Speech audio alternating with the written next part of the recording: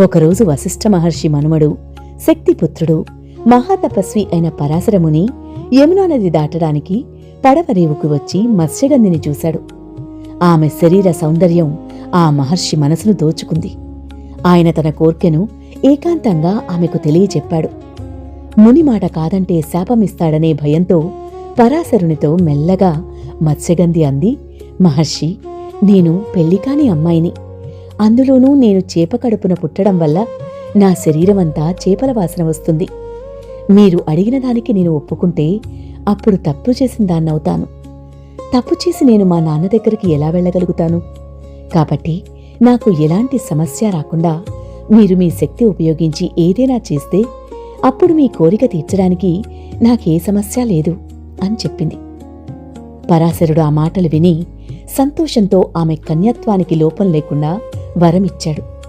అలాగే మత్స్యగంధి శరీరంలోని చేపల కంపుపోయి 1 యోజన దూరం వరకు పరిమళించే సుగంధాన్ని సహజ శరీర వాసనగా ప్రసాదించాడు.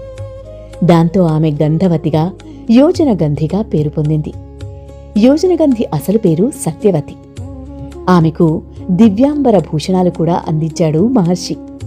ఈలోగా పడవ నది మధ్యలో ఉన్న దీవికి చేరింది.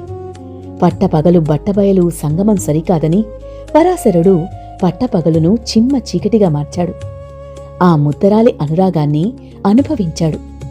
తనకు సత్యోగర్భంలో సూర్యతేజుడైన వ్యాసుడు ఉదయించాడు. పుట్టగానే సత్యో యవ్వనుడయ్యాడు. సమస్త జ్ఞానం ఆయనకి స్వాధీనమైంది. పరాశరుడు మత్స్యగంధికి మరికొన్ని వరాలిచ్చి వెళ్ళిపోయాడు. నల్లని యమునా ద్వీపంలో పుట్టడం వల్ల కృష్ణుడిలా నల్లనివాడు కావడం చేత వ్యాసుడు కృష్ణద్వైపాయనుడయ్యాడు. కృష్ణాజినం, కాషాయాలు, కపిల జడలు, దండ కమండలాలు సహజంగానే ధరించి వ్యాసుడు తల్లికి నమస్కరించి, తల్లి, నన్ను చూసి భయపడకు.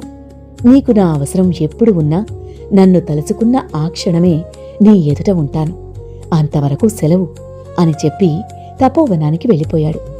ఘోర తపస్సు చేసి ఆత్మ సాక్షాత్కారాన్ని పొంది చిక్కుపడి ఉన్న వేదాలను విడదీశాడు. వేదవ్యాసుడైనాడు. తర్వాత వ్యాసుడు సృష్టికర్త బ్రహ్మను ఊహించగా ఆయన ప్రత్యక్షమయ్యాడు. వ్యాసుడు బ్రహ్మకు సాష్టాంగదండ ప్రమాణం చేసి, స్వామి, నేనొక గొప్ప గ్రంథాన్ని ఊహించాను. నేనది చెప్తుండగా సమర్థవంతంగా రాయగలవారు ఎవరన్నది ఊహించలేకపోతున్నాను అన్నాడు. బ్రహ్మ వ్యాసుని మెచ్చుకుంటూ, ఓ పురుషోత్తమా, దాన్ని గణపతిని రాయమని కోరు అని చెప్పి అంతర్ధానమయ్యాడు.